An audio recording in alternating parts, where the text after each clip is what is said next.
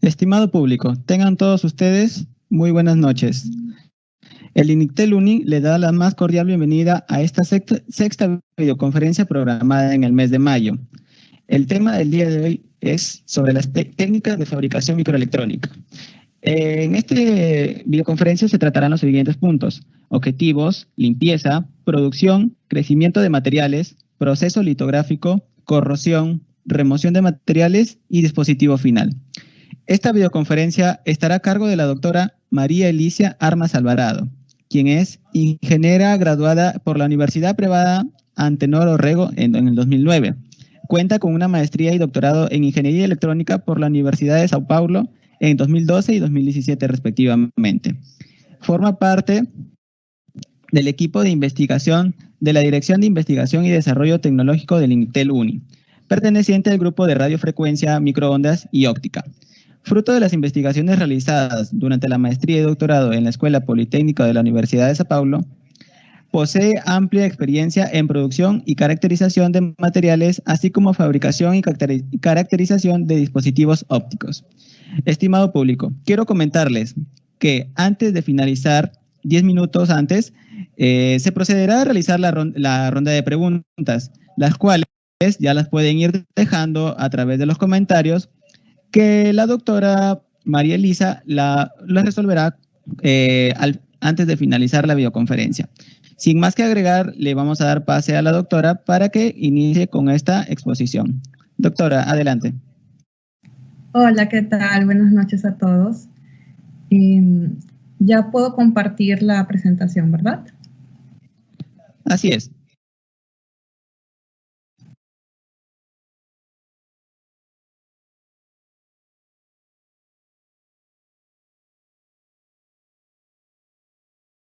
Ok.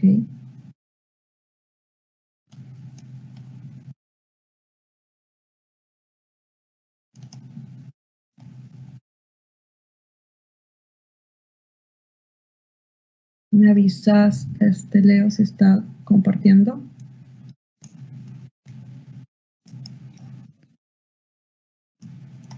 Aún no, doctora.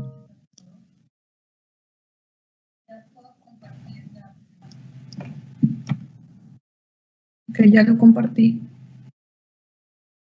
¿Cuál es la...? ¿Nada? ¿Aún no se logra visualizar?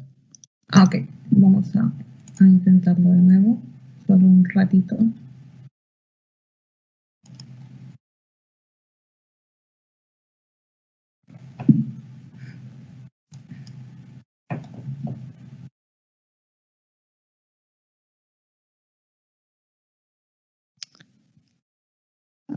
Aún nada.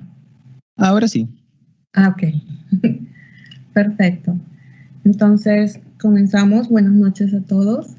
Quien le habla es la doctora María Armas Alvarado. En esta oportunidad, la presentación, la charla será sobre técnicas de fabricación microelectrónica, que la verdad va a abarcar sobre el proceso que conlleva fabricar dispositivos. Entonces, ¿cuál es el objetivo principal de esta charla?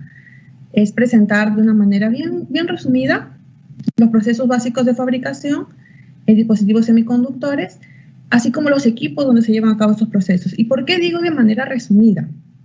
Porque les comento de que estos procesos, conforme va a ir la charla, ustedes se van a dar cuenta de que cada proceso es un mundo, ¿ok? Y uno necesita aprofundarse o especializarse en cada proceso. Hay muchas personas que se especializan simplemente en un proceso específico, bien específico. Por ejemplo, mi especialización es en la parte de caracterización nada más, ¿no? ¿Y qué tipo de caracterización? Óptica, eléctrica. Entonces veo toda la parte de fabricación y caracterización en ese campo. Entonces, existen inclusive cursos en universidades donde tan solo se enfocan en cursos dedicados, ¿no? Bien dirigidos en alguna técnica de fabricación especial, ¿no? Ya técnica, por ejemplo, para fabricación de filmes finos, PCBD, cosas así. O inclusive Yo llevé, por ejemplo, un curso que era especializado en técnicas de deposición utilizando sputtering, por ejemplo, ¿no? Entonces, inclusive, y son cursos que son, qué sé yo, de 90 horas, ¿no? Y a donde quiero llegar es de que cada tema puede aprofundarse muchísimo más, muchísimo más. Pero nosotros lo vamos a presentar, vamos a intentar abarcar todo el proceso, ¿no? De manera resumida, para que se entienda de manera general cómo uno puede llegar desde tener un silicio, un wafer, ¿no? Hasta el dispositivo final. Entonces, cuando nosotros vamos a hacer la fabricación de un dispositivo, tenemos básicamente 3 etapas claves, ¿no? Entonces, entre ellas está la parte del diseño del esquema eléctrico, que en este caso nosotros no lo vamos a ver, ¿no? La parte de la fabricación de los circuitos integrados y el ensamblado. La parte de la fabricación de los circuitos integrados, que solamente se hacen en silicio, muchas veces, tanto de la parte académica como de la industria, la suelen hacer en foundries, que son aquellas empresas que se dedican a la fabricación de estos chips. Ellos tienen toda esa tecnología compatible con tecnología CMOS.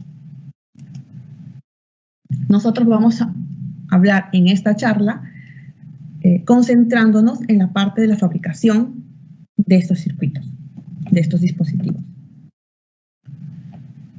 Ok, pero antes de hablar sobre los dispositivos, existe una parte importante, que es de dónde sale o cómo comienzo a fabricar los chips. Bueno, para fabricar tú necesitas una base, que nosotros le llamamos substrato. Esa base suele ser silicio, ¿no? Por todas las razones que nosotros ya conocemos, es resistente, mucho más barato, y tenemos pues por cantidad en el mundo.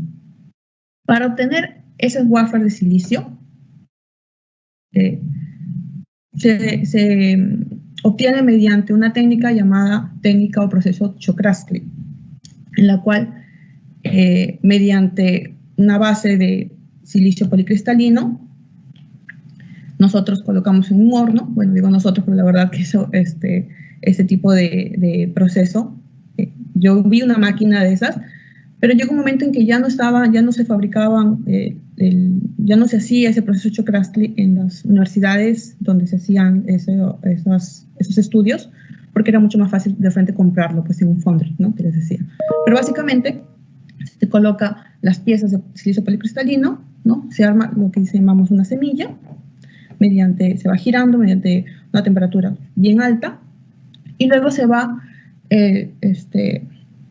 jalando y se va formando como un lingote, como vemos en la figura de la parte izquierda. Ese lingote, lo curioso es que es bien resistente, porque está siendo jalado mediante como un hilito y no se rompe. Entonces él puede sostener su propio peso mediante ese hilito, lo cual es un dato bien curioso, ¿no? Para que vean la fuerza de este material. Una vez que tenemos el Czochralski, ¿okay? ¿Cuál es el siguiente paso? Cortarlo. Se tiene que cortar. Para eso se tiene que ver para qué tipo de aplicaciones, entre comillas, va a ir, ¿no? Entonces, mira, este de aquí va a ser cortado en un plano 111 o 100, y se forma una especie de marquita para poder diferenciarlo.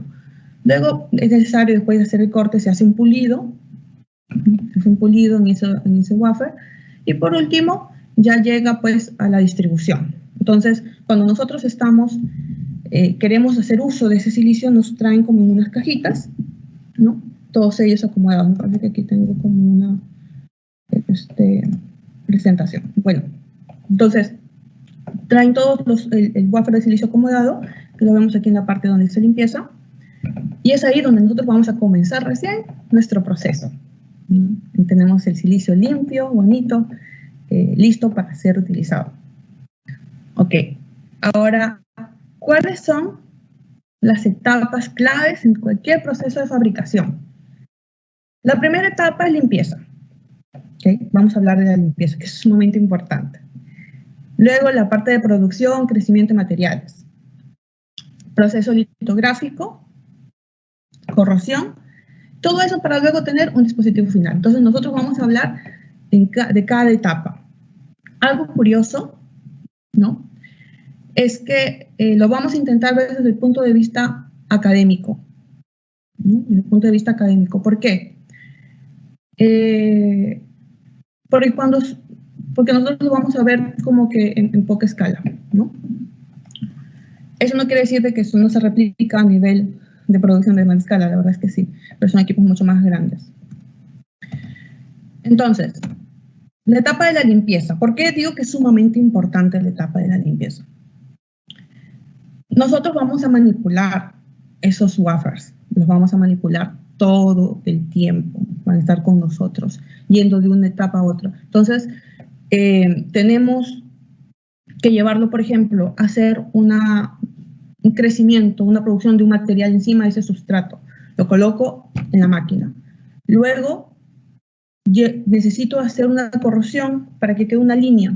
Entonces tengo que sacarlo de la máquina y llevarlo a que se haga la corrosión. Esa manipulación genera que nosotros contaminemos esa muestra. Y estamos hablando de dispositivos súper mega pequeñitos. Entonces, de microelectrónica, solamente te van a encontrar autores en que lo definen como dispositivos de tamaños de hasta 100 micrómetros. Hay algunos que lo toman hasta 300. Aún así sigue siendo muy pequeñito, ¿verdad? Entonces, si nosotros colocamos una pequeña partícula de polvo, podemos acabar con nuestro proceso. Eso puede ocasionar con que simplemente el dispositivo que nosotros hemos planeado, hemos diseñado, luego ha pasado por todo el proceso de fabricación que ustedes lo van a ver en esta charla, ¿no? Luego ha sido empaquetado y por el hecho de que hubo una pequeña partícula de un polvito ahí, no funciona. Entonces esa parte de la limpieza es muy importante.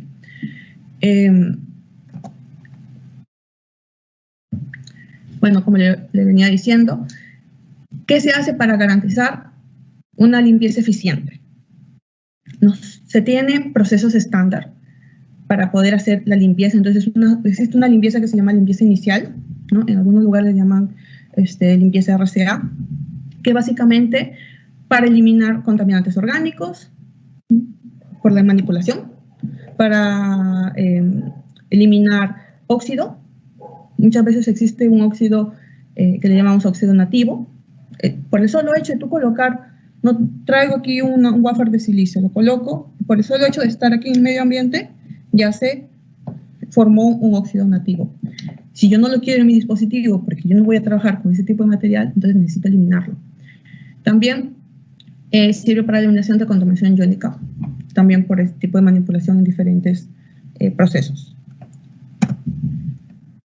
¿Qué se suele usar? Existe un proceso estándar, pero de manera general se usa, por ejemplo, para la contaminación orgánicos, agua desionizada, amoníaco, peróxido de hidrógeno, para eliminar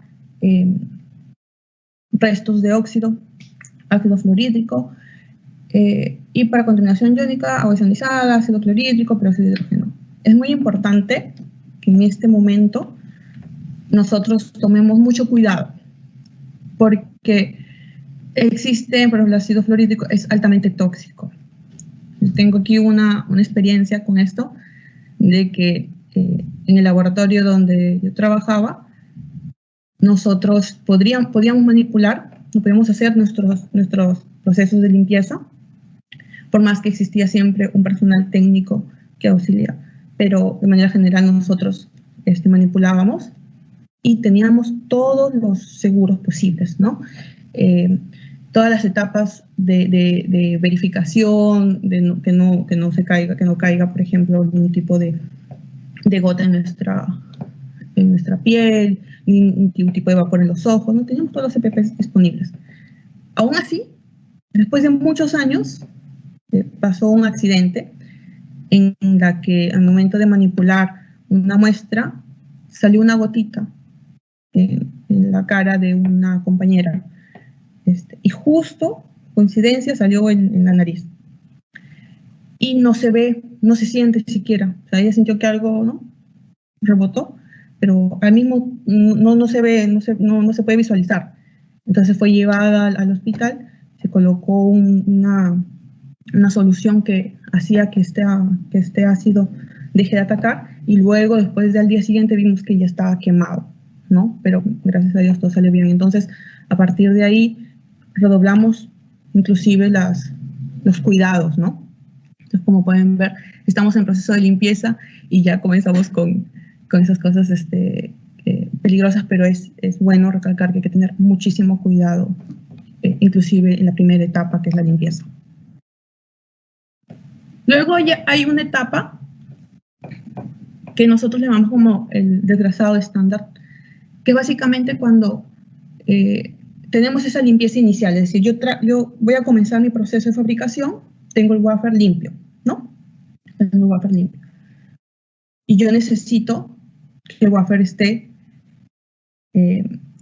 ya listo para poder comenzar mi fabricación, y hago ese proceso de limpieza inicial, que es el que yo le estaba comentando, todas esas etapas. Obviamente que en todo esto, pues, cantidades, tal, ustedes lo pueden encontrar ya en internet, ¿no? Ahora, yo les comenté de que se puede ensuciar las muestras si es que yo hago un proceso, por ejemplo, voy a hacer un crecimiento del material en un lugar y luego voy a corroer el material en otro, luego voy a hacer una corrosión, qué sé yo, seca, luego una corrosión, volver a depositar otro material, luego una corrosión húmeda, y estoy en esas. En cada paso que yo doy, cada paso, cada cosa que yo le voy a hacer en mi wafer, ¿no?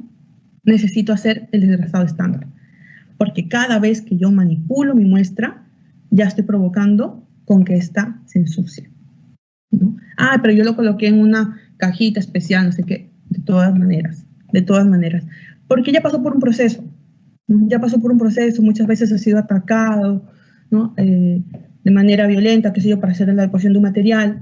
Entonces ya hay partículas que no son deseadas en mi muestra, y yo no quiero que tenga consecuencias en mi aplicación final. Por lo tanto, se hace este desgrasado estándar, que ya no demora tanto como esa limpieza inicial, sino que ya es mucho más rápida, ¿no? Se coloca básicamente acetona, metanol, agua de ahí, y usualmente cada paso es con agitación, ¿no? Ultrasonido. Ah, pero entonces, tan solo puedo hacer ese desgrasado estándar. No necesariamente, eso va a depender de cada paso que tú vas a dar. Usualmente es ese, ¿por qué? Porque se supone que tú ya pasaste por etapas, ¿no? Se supone que tú ya fuiste, por ejemplo, vamos a volver a tú estás en la parte de producción de materiales. Luego te vas a la parte litográfica, porque vas a plasmar la geometría que quieres hacer. Entonces, entre uno y otro tienes que volver a hacer la limpieza, ¿no?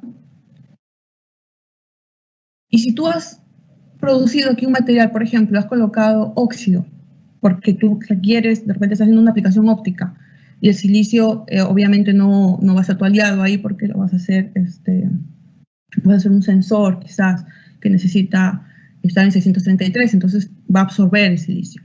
Ya, entonces necesito colocar una película que me proteja, pero yo necesito usar el silicio porque no tengo más dinero para comprar, qué sé yo, algo que sea que no me absorba, ¿no? En 633. Entonces necesito usar el silicio, y la solución es colocar una película de óxido grande. Ya, ok. Entonces una película de más o menos unos 4 micrómetros, y es un esfuerzo, vamos a hablar sobre oxidación térmica también, haces un esfuerzo para hacer este crecimiento del óxido, y luego tú dices, bueno, como ya hice el crecimiento del óxido, mi material está hermoso, no tengo mi silicio, luego tengo mi óxido de silicio, ahora voy a ir a depositar de repente otro material, pero para eso tengo que limpiarlo, ¿no? Porque ha habido una manipulación, y te lanzas a la limpieza inicial, borras todo tu silicio, ¿no?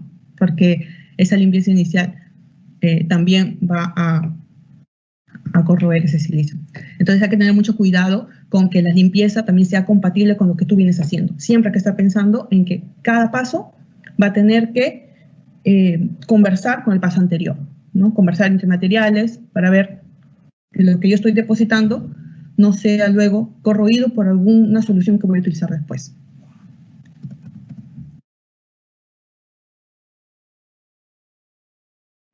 Algo importante, algo muy curioso, es que nosotros usualmente en este tipo de procesos hacemos uso de la llamada sala limpia, también conocido como sala blanca. Este lugar es justo para evitar, lo que pasa es cuando nosotros estamos caminando, por más que uno dice, no, pero estoy súper limpio, tranquilo y tal, que yo entiendo, pero cada vez que nosotros hacemos un movimiento, eliminamos partículas, ¿no? Células muertas.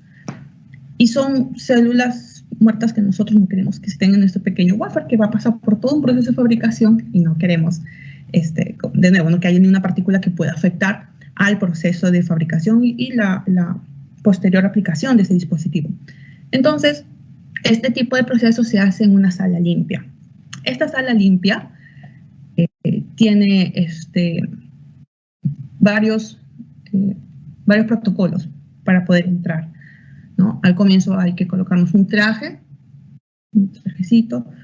tener bien cubierto lo que es el cabello, ¿no? El cabello, cubierto también todo lo que es la nariz, boca, y con guantes. A pesar de todo eso, a pesar de todos esos cuidados, igual necesitamos el proceso de la limpieza, para que ustedes vean el grado de importancia que se coloca a la limpieza en la parte de la fabricación. Entonces, grandes empresas tienen sus salas limpias, ¿no? Grandes empresas disponen de este tipo de salas. Ahora, ¿qué pasa cuando yo, por ejemplo, imagínense, alguien dice, oye, pero yo quiero comenzar a hacer fabricación de dispositivos a nivel académico, ¿no? ¿Qué es lo que estamos viendo? ¿Qué puedo hacer? ¿Cuál es la alternativa? Pues se puede adecuar un lugar pequeño para procesos que son mucho más sofisticados. Pues no necesitas tener un lugar muy grande donde están todo el proceso, ¿no? Porque lo que tú vas a hacer es un proceso básicamente académico, una producción académica. Entonces se dispone de un lugar pequeño, ¿no? Donde esté, obviamente, donde se respete todos esos protocolos, pues, ¿no? De colocar el traje, de que haya una ventilación lineal, porque el aire que está en ese ambiente no puede estar circulando, no tiene que venir desde arriba y salir. Entonces son todos protocolos que se tienen que cumplir para tener una sala limpia. Superada la etapa de limpieza. Superada la etapa de que ya entendimos que tenemos que tener mucho cuidado, que tenemos que utilizar un traje especial, que tenemos que trabajar en una sala limpia, que tenemos que tener mucho cuidado con la compatibilidad de los procesos de limpieza y los procesos de producción, corrosión, litografía. Superado eso, la siguiente etapa importante es la producción y crecimiento de materiales.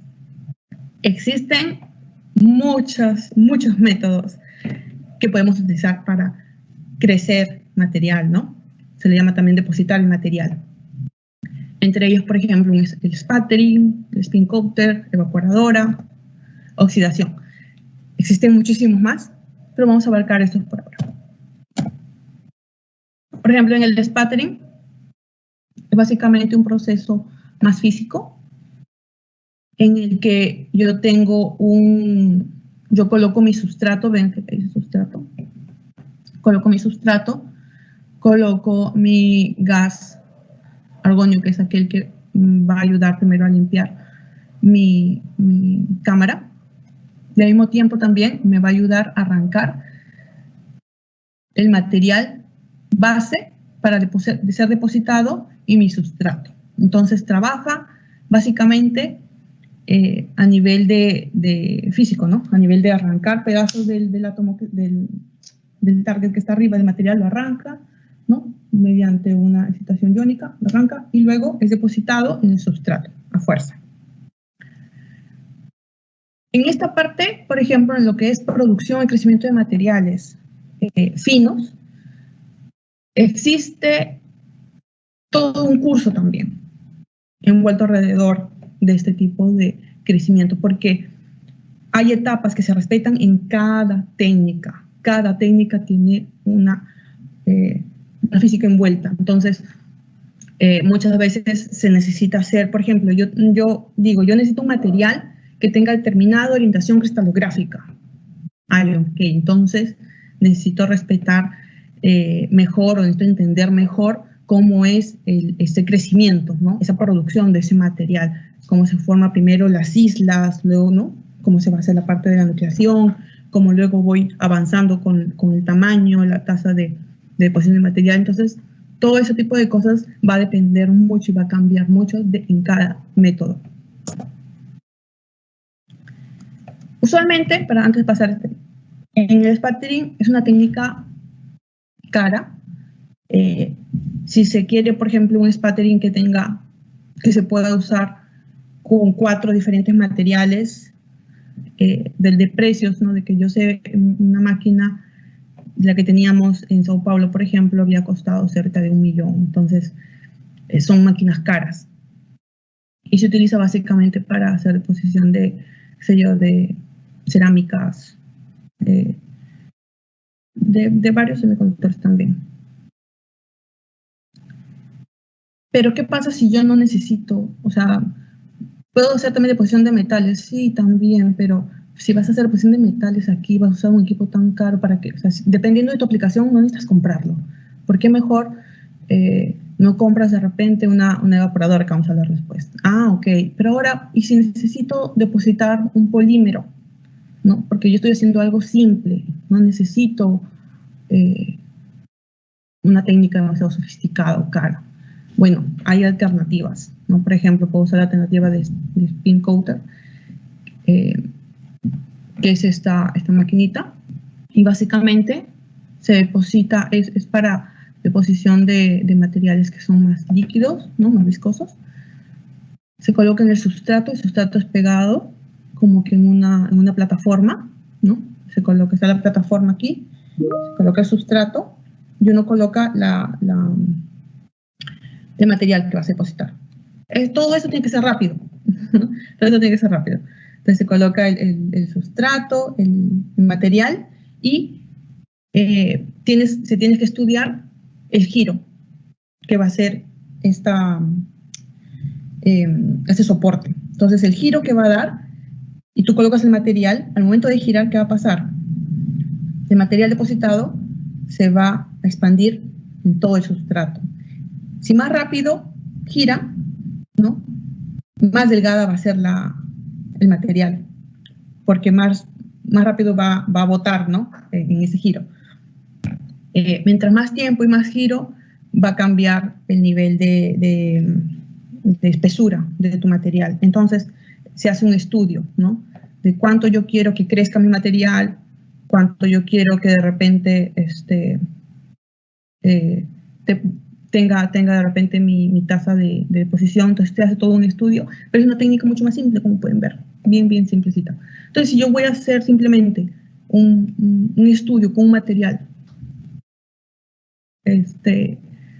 más, por ejemplo, como un polímero, puedo usar esta técnica. Inclusive, nosotros en la parte de producción de circuitos integrados lo usamos para hacer la deposición del material llamado fotorresiste, que ustedes lo van a escuchar en esta charla también. Ahora, yo quiero, tan solo, de repente, en mi circuito hay unos contactos, ¿no? De metal. Bueno, entonces, ¿para qué vas a usar un equipo tan sofisticado si puedes usar de repente una evaporadora, ¿no? Donde se calienta el material y se trabaja con la evaporación de ese material que va a llegar al sustrato. Entonces, es una de las técnicas también, usualmente para hacer depósitos de metales. Y también tenemos la técnica de la oxidación. En esta técnica de oxidación es bien importante. En casi todos los procesos se utiliza algo de oxidación, sobre todo los que trabajan en óptica. Es como el pan de cada día, ¿no? Necesitamos mucho óxido, por lo que decía, ¿no? Por lo del silicio. Entonces, existen 2 maneras de hacerlo. Una manera se llama la oxidación húmeda o la oxidación seca, ¿no? Cualquiera de las 2 es necesario, pues, introducir los wafers de silicio en una cámara y mediante alta temperatura, usualmente 1200, y a muchas horas se va a tener una oxidación. Ahora, por ejemplo, si yo digo, quiero tener 2 micrómetros, usualmente son unas 6 horas, ¿no? Dependiendo del equipo, de 6 a 12 horas. Ya, entonces si yo quiero 4 micrómetros son 8 horas. No, porque el proceso de crecimiento del óxido es interesante, ¿no? Funciona mediante difusión y no es lineal. Entonces llega un determinado momento en el que se llega a una, un punto en la curva en que ya no crece más de manera lineal, sino que se queda un ratito, ¿no? en la misma espesura. Ahí depende la solución, ¿no? Usualmente hay personas que combinan técnicas, pues, ¿no? Hacen una parte de crecimiento y luego la combinan con deposición del óxido, porque simplemente quieren alejar su material activo del silicio, entonces quieren el óxido el más grande posible. Hacen eso. No es recomendable porque le provocas estrés al sustrato, ¿no? Entonces te arriesgas a que de repente en un momento se quiebre, ¿no? Haya un estrés. Pero eso ya depende de cómo se hace el estudio, ¿no? Qué cosas realmente uno desea obtener. Una cosa importante que usualmente muchos alumnos me preguntan, profesora, ¿y cómo se hace? Yo necesito hacer una tesis, maestría, doctorado, pregrado de producción de material. ¿Qué aspectos importantes necesito prestar atención para hacer ese estudio? Factores importantes, ¿no? Existen muchos, pero lo más importante sería, ¿cuál es el efecto de la presión en la cámara de deposición del material? ¿No? Porque cada material en esa cámara va a ser creado con una temperatura especial, una presión especial. Entonces, ¿cuál es el efecto de esa presión? ¿Cuál es el efecto de la temperatura? ¿Cuál es el efecto de la distancia de tu sustrato, ¿no? Con el material base, ¿no? Si le colocas 7 centímetros, va a tener la misma calidad si le colocas en 5 centímetros, si le colocas en 2 centímetros, si le colocas en 10 centímetros. ¿Cuál es el efecto? Ese estudio es muy importante y nosotros lo llamamos básicamente la parte de caracterización de materiales, ¿no? Entonces hay todo un mundo y toda una ciencia atrás de lo que es producción y crecimiento de materiales que en el Perú está bien fuerte. Y si el estudio se hace, pues, jugando con los parámetros de los materiales. Entonces, yo quiero llegar a hacer un material, por ejemplo, yo sé que el nitruro de aluminio es un material muy interesante para aplicaciones ópticas.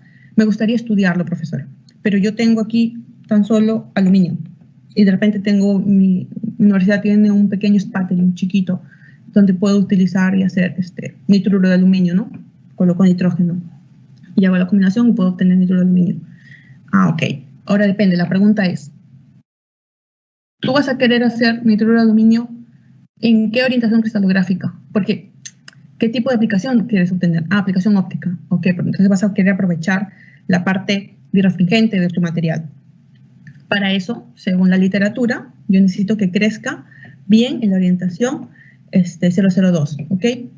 Si es así, necesitas perfeccionar tu técnica para llegar a un material que esté realmente orientado en la orientación cristalográfica que tú quieres, ¿verdad?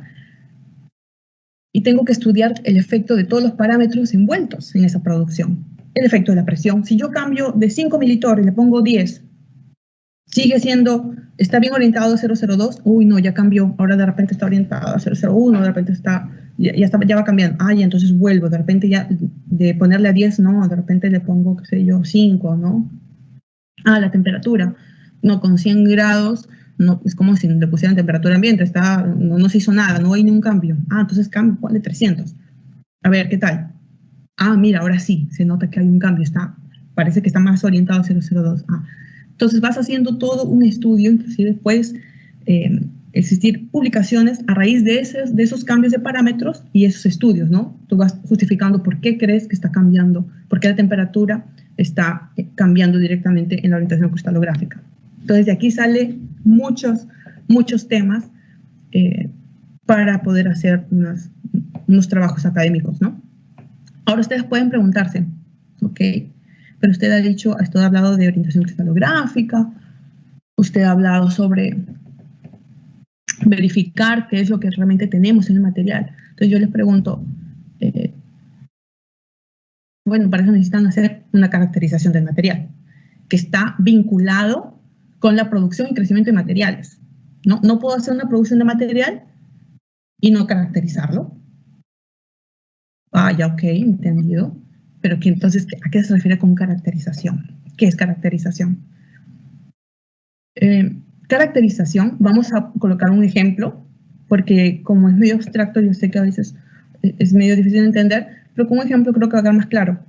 Imagínense esta situación. Imagínense que ustedes están con una persona y se ven de los ojos y le dicen, mira, te voy a mencionar características de una fruta. Y mediante estas características tú puedes adivinar qué fruta es. Entonces, ¿no? Tú no tienes la opción de ver qué fruta es y simplemente se te dice, es una fruta grande, es una fruta que tiene, la parte exterior es verde, ¿no? La parte interior es roja. Entonces, ok, ya. Parece que ya tengo una idea de qué es. Puedo hacer una pregunta, a ver, ¿puedes pesarla? ¿Cuánto pesa más o menos? Ya, bueno, 1 kilo. Ya, ok, muy bien. Una pregunta, puedes partirla y ver si realmente, ¿qué hay ahí adentro? Hay unas semillitas. Ya es una sandía. Ok. Básicamente eso es caracterización. Tú no sabes qué tienes ahí, porque estamos hablando de cosas muy pequeñitas, muy, muy chiquitas, pero tú necesitas saber qué cosas has hecho. Si realmente tú querías hacer nitruro de aluminio, ¿conseguiste hacer nitruro de aluminio? Sí, porque yo hice exactamente lo que vi en un artículo científico. Puedes repetirlo, pero si ya estás haciendo en otro equipo, ¿no? Con otro material base, no es un material que la persona hizo allá, no te ha prestado. Entonces basta que tú tengas uno nuevo, tú no sabes qué le ha pasado a ese material, no sabes qué grado de pureza tiene. Tienes que volver a caracterizarlo, ¿no? Tienes que saber qué tienes ahí, tienes que saber que cada vez que tú cambias temperatura, ¿qué está saliendo? ¿Cómo sé qué tengo? Porque al mirarlo no parece nada diferente. Bueno, existen equipos que te pueden ayudar a caracterizar tu material. Entonces, en cuestiones, por ejemplo, de orientación cristalográfica, puedo utilizar, por ejemplo, difracción de rayos X. Utilizo una maquinita de difracción de rayos X, coloco mi muestra, que puede ser a nivel de polvo, a nivel de muestra, como nosotros vamos a hacer, a nivel líquido, y voy a tener un patrón, ¿no? Un patrón, que usualmente es donde yo voy a saber cuáles son los picos interesantes que van a salir, van a estar relacionados a mi material. Entonces, si yo he depositado un nitruro de aluminio, según la literatura, yo veo que hay un pico determinado, de repente en 36 grados 2 teta, que yo sé que tiene que salir un pico, que está relacionado a mi material, ¿no? Y mediante un proceso teórico puedo ver cuánto es el grado de sus ground boundaries, ¿no? De que cuánto esas islas son pequeñas o más grandes, lo cual va a determinar si es un material policristalino o monocristalino. Entonces yo ya tengo un método, ¿no? Difracción de rayos X. ¿Qué otro?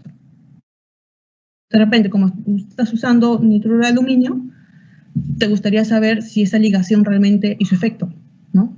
O sea, si realmente vas a obtener ALN. Entonces el FTIR te va a ayudar, ¿no? Porque eso emite un rayo que hace vibrar esas moléculas, esas ligaciones que están presentes en mi material. Entonces yo puedo decir, ok, mi material, yo sé que tiene un pico en tal lado.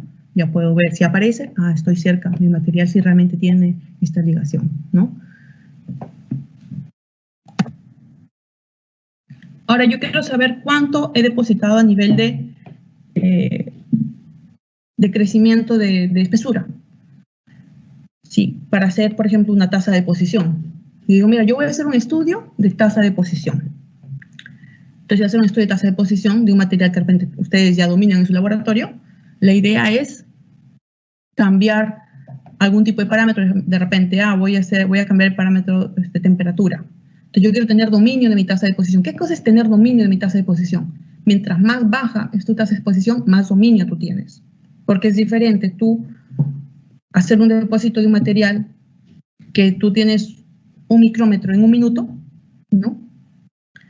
A uno que tienes 100 micrómetros en 1 minuto. Entonces, mientras más rápido es, tú no tienes cómo apretar los botones rápido, no tienes dominio, ¿no? Basta que tú tardaste unos segundos en ponerle off a la máquina, ya se depositó un montón de material que tú no querías que se deposite porque tu evaluación teórica decía exactamente 2 micrómetros y tú te pasaste, ¿no? Entonces, mientras más bajita la tasa, mejor. ¿Y cómo hago esa caracterización? Mediante un perfilómetro. Entonces, deposito el material, hago una pequeña corrosión y luego veo cuánto mide. El perfilómetro ayuda muchísimo y es muy utilizado.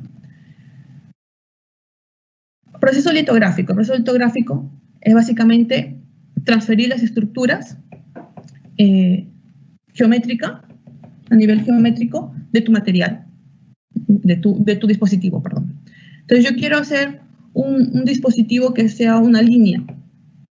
¿Cómo hago? Para eso necesitas, en el proceso litográfico, traspasar esa estructura geométrica, ¿no?, a tu dispositivo para luego terminar con los procesos de fabricación y quede una línea. Pero para eso yo necesito una máscara. La máscara puede ser hecha a nivel de campo claro o campo oscuro. Para eso voy a utilizar, ¿no?, este proceso litográfico es una sola máquina, ¿no? Es un solo paso entre comillas y tiene toda una etapa dedicada a ella, ¿no? ¿Por qué? Porque es bien importante. Es una etapa bien importante, es una etapa bien engorrosa. Porque a pesar de ser una sola etapa, conlleva varios pasos, entre ellas la deposición de un material, simplemente para hacer la fotolitografía, ¿no? También necesita que tú fabriques una máscara, como ya les dije, ¿no? Entonces necesita fabricación de una máscara, que sería esta de aquí. ¿Cuál? ¿De campo claro o de campo oscuro? Depende de ustedes. Por ejemplo, si yo voy a usar una fotorresina positiva, que es básicamente un polímero que va a ser depositado encima de mi silicio, encima del material que voy a trabajar, usualmente se utiliza el spin coater, como se hablaba antes. Yo coloco mi máscara y ¿qué va a pasar? Si utilizo una fotorresina positiva, la radiación que coloco en la máquina, la radiación ultravioleta que va a estar en mi maquinita, ¿no?, aquí, que dice luz, hace que este fotorresiste o esta fotorresina, la parte que está expuesta, sea soluble con un revelador. ¿Qué parte expuesta?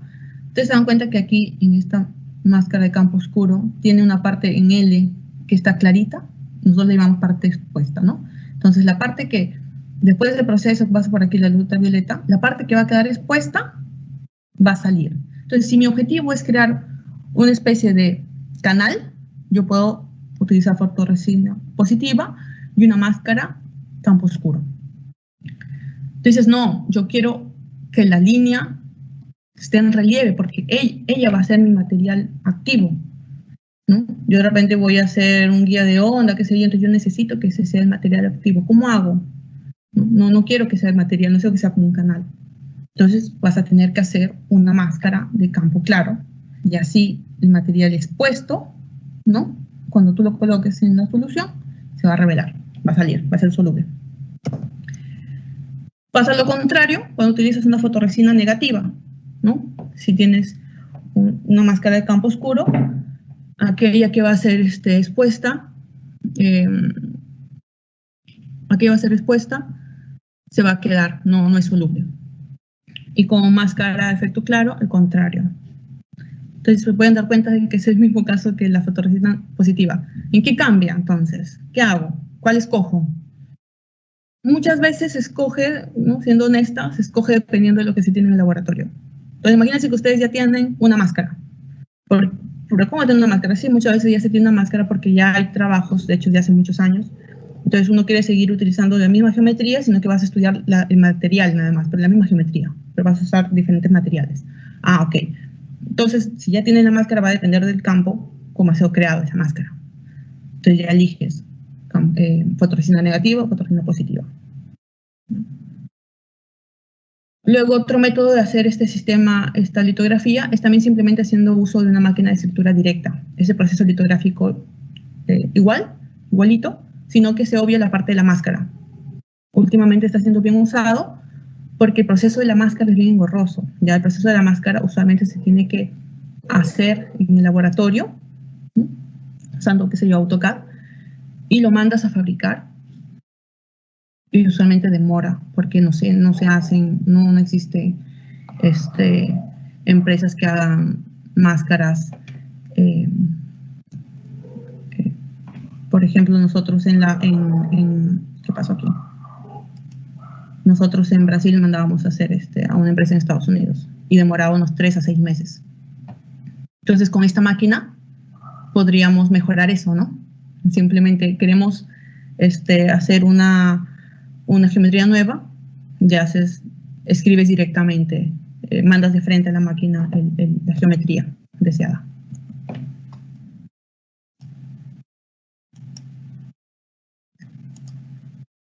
Y por último tenemos la parte de corrosión del material, que depende mucho de que si uno quiere una corrosión húmeda o corrosión seca. ¿Qué significa corrosión? Corrosión es quitar, ¿no?, una parte del material, removerlo. ¿Por qué necesito remover? Acuérdense que yo tengo, ¿no?, vamos a hacer uso de esta. Por ejemplo, aquí, la deposición fue entera del material de la fotorresina, fue entera, ¿no? Se veía rojito en todo. Pero una vez que hubo la corrosión, se quedó en esta forma de L. Entonces, esa corrosión es lo que nosotros estamos hablando. Para poder formar la geometría, la figura, las estructuras que nosotros queremos, necesitamos depositar material, corroer un poquito aquí, depositar material, corroer, hasta llegar a la estructura que nosotros queremos. Esa corrosión va a depender mucho de lo que uno quiere. Puedes usar una corrosión húmeda, que básicamente con soluciones químicas, o puedes usar una corrosión seca, que solamente es con plasma, ¿no? En cada uno tiene sus pros, sus contras, ¿no? Dependiendo de la solución que utilices, puedes tener una corrosión isotrópica o anisotrópica. En algunos casos lo pueden tomar como una ventaja, ¿no? Si tú quieres hacer, por ejemplo, un B-Grow, quieres hacer una estructura de un silicio que tenga como una B, entonces puedes usar el hecho de que tiene anisotropía, pues, para hacer tu corrosión y hacer tu aplicación. Si tú quieres que esté totalmente perfecto, pues posiblemente vas a crear una corrosión seca utilizando plasma, y tienes que jugar ahí con los materiales que vas a utilizar para que esté realmente bien buena esa corrosión, ¿no? Dependiendo, muchas veces a algunos les molesta este tipo de corrosión, en algunos casos no nos molesta tanto, ¿no? Porque existen aplicaciones que le han tomado ventaja a este tipo de características. Entonces, si yo quiero, por ejemplo, hacer un cuadradito, posiblemente en el silicio, haciendo uso de KUH, me va a salir de esta manera, ¿no? Medio que oblicuo. Es anisotrópico.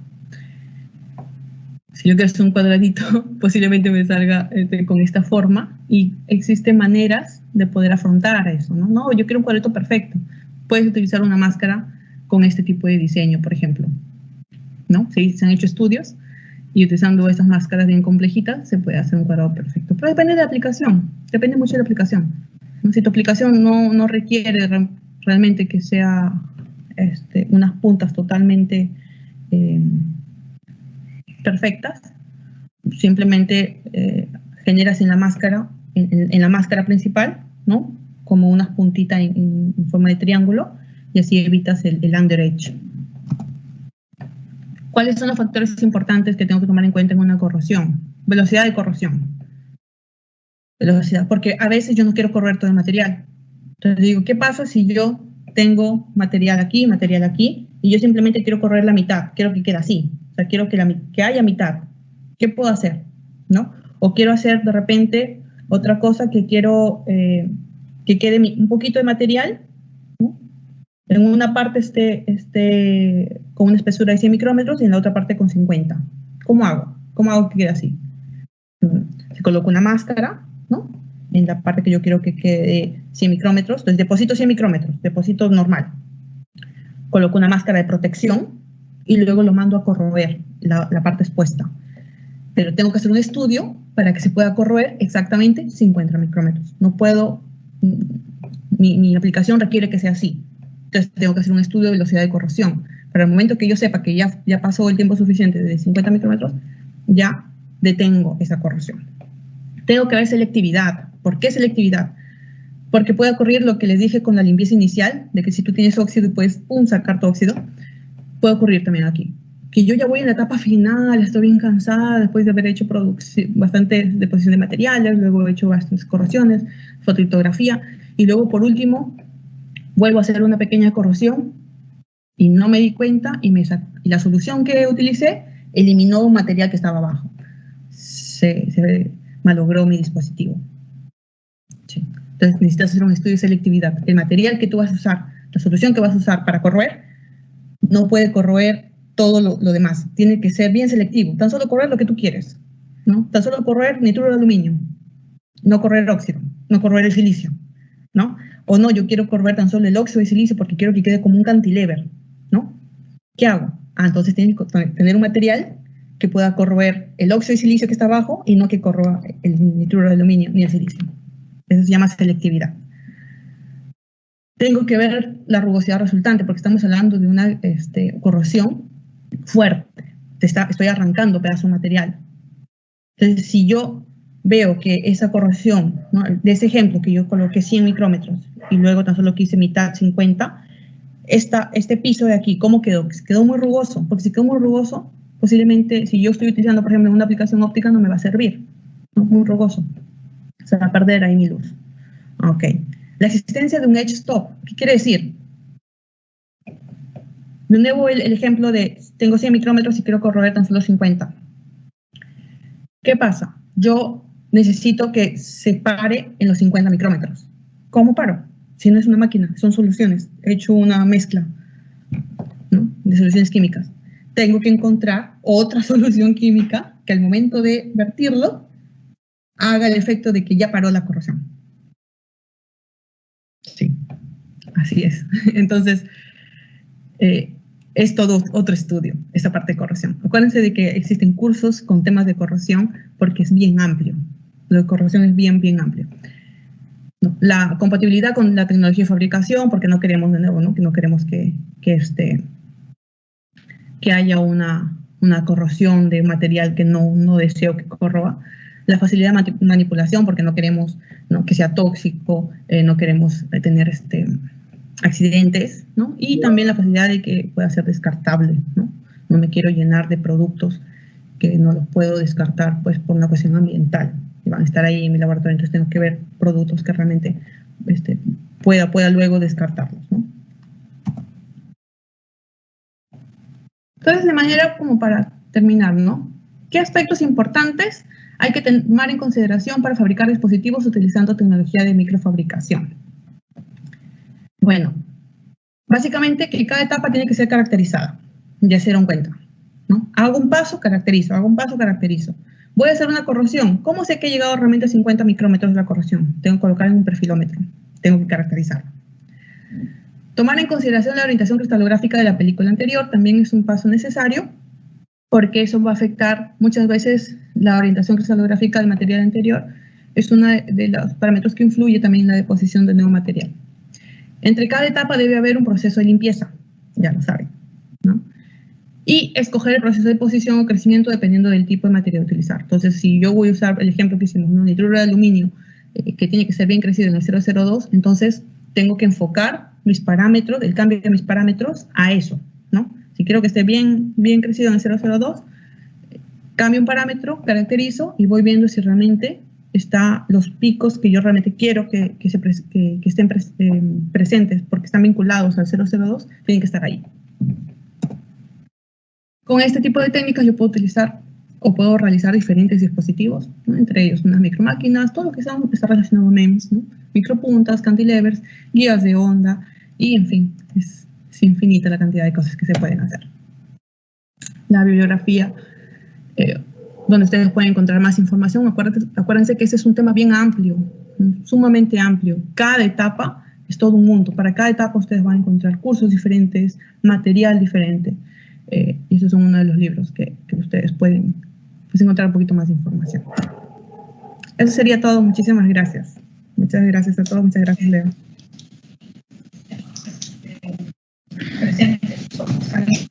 Gracias a usted, doctora. Bueno, estimado, junto con la ronda de preguntas. Pueden hacerlas a través de los comentarios para que la doctora María Armas pueda resolver cualquier duda que tengan. Doctora, justo ya el público estuvo dejando algunas preguntas y entre una de ellas es, por ejemplo, ¿por qué en el Perú no existe industrias dedicadas a la fabricación microelectrónica? ¿Qué políticas se deben implementar a nivel del gobierno a fin de producir nuestras propias fábricas? ¿Y qué tan difícil es esta creación? ¿Hay algún futuro para su implementación? Qué excelente pregunta. Mira, ese es algo que hay un grupo que está luchando por cambiar aquí en el Perú. Queremos entrar con todo en lo que es la fabricación de dispositivos microelectrónicos y que esté totalmente realizado en el Perú. Te cuento, en Brasil, por ejemplo, ya se domina, no se ha quedado en la parte de materiales nada más, ¿no? Avanzado a la parte de fabricación, que es todas las etapas que te he comentado. La etapa litográfica, en algunos casos, si no se tiene esa máquina litográfica de escritura directa, sí tiene que depender de una empresa que esté fuera, ¿no? No se queda ahí. Pero últimamente algunas universidades están haciendo uso de esas máquinas, entonces básicamente toda la producción la hacen en el país. A nosotros lo que nos está faltando básicamente es pues poder implementar en primer lugar una sala limpia, aunque sea pequeña, ¿no? Aunque sea pequeña. Ustedes se dieron cuenta de qué tan difícil es tener un dispositivo final que funcione si es que yo tengo un material que tiene alguna partícula suelta. No simplemente no va a funcionar. Por otra parte, se tiene que hacer compra de esos equipos que son un poquito caros. Entonces vamos a necesitar inversión, ¿no? Inversión para la parte de académica, la parte de investigación y desarrollo. Existe esa lucha, como te expliqué, para poder, mediante proyectos, hacer la compra de esos equipos y comenzar a tener esa fabricación de estos dispositivos y comenzar a tener una producción de dispositivos aquí en el Perú. Quizás no total, por ahora, pero sí por lo menos llegar hasta el dispositivo final. De repente mandando a hacer la máscara, ¿no? Pero el resto de producción que sea aquí en el Perú. De repente haciendo una pequeña sala limpia, un espacio de sala limpia y algunos equipos que sean dedicados a la aplicación que queremos. Entonces, si no voy a utilizar grandes, no voy a utilizar, qué sé yo, un material que necesite de un equipo muy grande, muy sofisticado, entonces utilizo una máquina que esté realmente, que converse con lo que yo quiero hacer, ¿no? Que sea compatible, que no sea caro. Entonces sí se puede hacer, simplemente no, necesitamos inversión. Porque esa es la lucha, lo que queremos lograr es tener una producción de dispositivos finales aquí, ¿no? Y no tanto depender de otras personas o no quedarnos en materiales nada más, ¿no? No quedarnos tan solo en caracterización de materiales, sino seguir a la siguiente etapa que es fabriquemos. Eso sería, Leo. Tenemos otra pregunta. ¿Qué consideraciones se debe de tomar en cuenta para el proceso de fabricación de semiconductores de 4 capas, considerando las barreras de difusión y problemas de metalización, entre otros? Casi no te escucho la pregunta, pero... Sí, le vuelvo a repetir. ¿Qué consideraciones debo tener en cuenta para el proceso de fabricación de semiconductores de 4 capas, considerando la barrera de difusión y problemas de metalización, entre otros? Ya, ok. Mira, las consideraciones son básicamente cuando ya estamos hablando de una etapa más vertical, todo lo que es la limpieza y las máscaras. Mascaramiento, no me refiero a la máscara que tú vas a usar, la máscara normal para hacer fotolitografía, sino mascaramiento de los materiales que te van a ayudar a cubrir tu material interior, ¿no? Le llamamos mascaramiento. Usualmente, por ejemplo, si nosotros queremos hacer una corrosión por plasma, que es una corrosión seca, ¿qué es lo que te va a ayudar a cubrir tu material anterior? Cromo.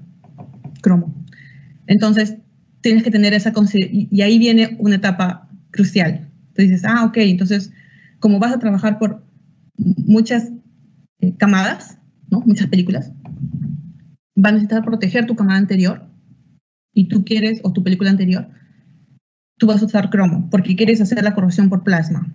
¿Qué va a pasar aquí?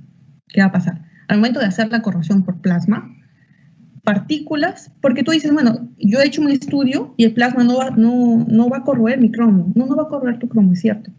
Pero lamentablemente, a pesar de ser algo mínimo, lo que va a haber es que al atacar van a saltar algunas partículas de cromo y se van a depositar en otras partes de la superficie y van a crear lo que nosotros llamamos micromascaramiento. Esas etapas de micromascaramiento es una de las etapas más que nos provoca bastante dificultad en la fabricación de dispositivos. Posiblemente sea una de las dificultades que ustedes están teniendo, ¿no? Por la pregunta hecha. Porque uno dice, oye, pero he hecho absolutamente todo bien, cada paso está bien hecho, una la limpieza y tal, sí, pero no se dieron cuenta de que al momento de hacer el proceso de corrosión, ¿no? Existe ese ataque que se hace al cromo, salpica, por decirlo así, ¿no? Sale un poquito de ese cromo, micro, sí, nanopartículas. Pero basta que haya ese tipo de nanopartículas que ya están en toda la superficie y tú de repente estás en un mismo proceso, lanzas para hacer una deposición de un material nuevo, ¿no? Camada, y vas a hacer interferencia, porque tienes partículas de cromo ahí. Porque tú dices, ya, pero lo voy a limpiar. Sí, pero vas a simplemente vas a hacer esa limpieza pequeña, ¿no? Que yo mostré ahí, desgrasado. No te va a quitar el cromo, no va a hacer la corrosión de cromo, porque tú no sabes de que hay partículas ahí. Entonces, y ahí depositas el material encima. Entonces se hace todo un lío. Y te digo esto porque nos pasó algo así. Ese ejemplo nos pasó. Hasta descubrir que fue eso, inclusive eso salió todo un estudio, se hizo hasta un estudio de una tesis de pregrado basado en este tipo de dificultades, que no los notábamos, no sabíamos por hacer un proceso encima de otro. Habían pequeñas, sobre todo en la corrosión, habían pequeñas partes de que te pueden dificultar. Entonces, sigue siendo uno de los procesos más críticos, sigue siendo pues la limpieza entre cada etapa. Bien, doctora, tenemos otra pregunta. ¿Cuál sería el costo aproximado de implementar una sala limpia y otra de litografía? No, el costo aproximado de sala limpia realmente exacto aquí en el Perú no lo sé. Ahora el que nosotros intentamos implementar en Brasil fue algo de un millón de soles, más o menos. Tan solo la sala limpia. Sin equipos. Tan solo la sala limpia. Ahora, en máquinas realmente no tengo valores exactos. Lo que yo puedo dar es un estimado debido al uso, ¿no? que le he hecho. Por ejemplo, una máquina litográfica de escritura directa está más o menos unos $200,000, ¿no? Por ahí. Las máquinas alemanas están $200,000. Yo asumo que la máquina de litográfica común pues debe tener un precio parecido. ¿No? Si la máquina de escritura directa está $200,000, debe estar por ahí, quizás un poco menos. Y acuérdense de que la litografía común, el precio encarece debido a que hay que estar haciendo las máscaras. Más o menos eso. Bien, doctora, vamos con la última pregunta. ¿Cuáles son las principales empresas fabricantes de microelectrónica?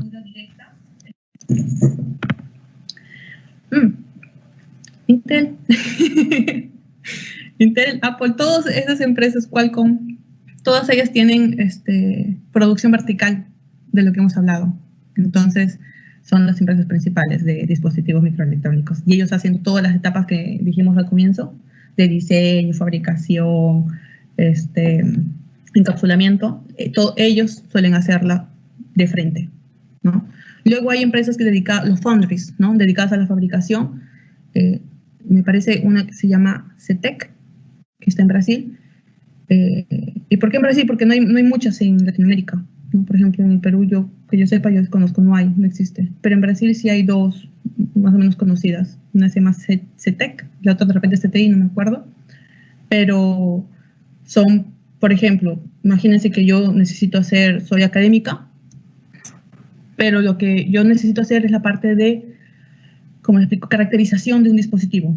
He creado unas máquinas para caracterizar un dispositivo MEMS. Y en teoría, yo sé cómo fabricarlo, entonces lo mando a fabricar a ese foundry. Lo mando a fabricar. Ellos lo fabrican, lo entregan, yo de repente hago la etapa final de la fabricación, de repente una último material, y me dedico y me estudio. Mi laboratorio académico se dedica única y exclusivamente a hacer la caracterización, ¿no? Entonces, existen esas empresas en que hacen esos servicios, ¿no? Son llamados foundries. Pero luego de este tipo de etapa total, pues Intel es una de las principales, ¿no? Ustedes pueden ver, hay varios videos en los que ellos muestran el proceso en salas limpias de cómo es la fabricación de sus circuitos integrados, de sus chips. Es muy bonito, lo recomiendo ver. Es bacán porque ellos tienen el proceso entero ahí, ¿no? Y lo muestran en sus salas limpias. ¿Sería todo? Bien, doctora, esa fue la última pregunta.